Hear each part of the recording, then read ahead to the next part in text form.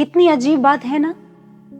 आज इस बात की खोज तो हो रही है कि मंगल पर जीवन है कि नहीं है, लेकिन सबसे बड़ा प्रश्न तो यह है कि जीवन में मंगल है कि नहीं।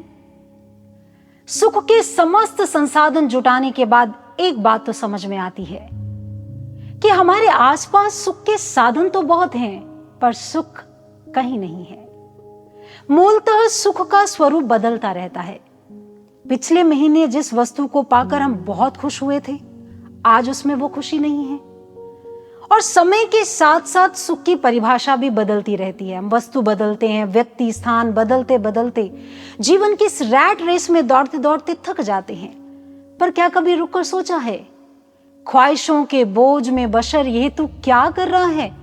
इतना तो जीना नहीं जितना तो रोजमर्रा है। चलिए विचार करते हैं कि सुख की यह अभिलाषा जो हमें इतना दौड़ा रही है, वो सुख तक पहुंचा क्यों नहीं रही?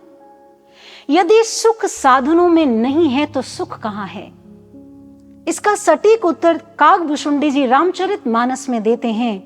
कमठ पीठ जामहि बरु बारा, बंध्या सुत बरु काहू मारा।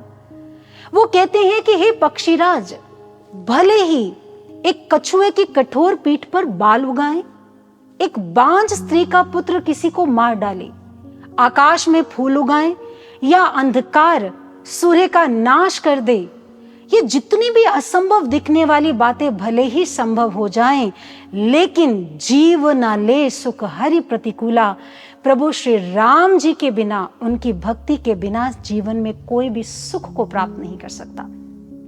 आप सोचेंगे हम तो प्रभु राम की भक्ति करते हैं, मंदिर जाते हैं, नेम व्रत योग तीर्थ सब कुछ तो करते हैं, तो सुख क्यों नहीं है जीवन में?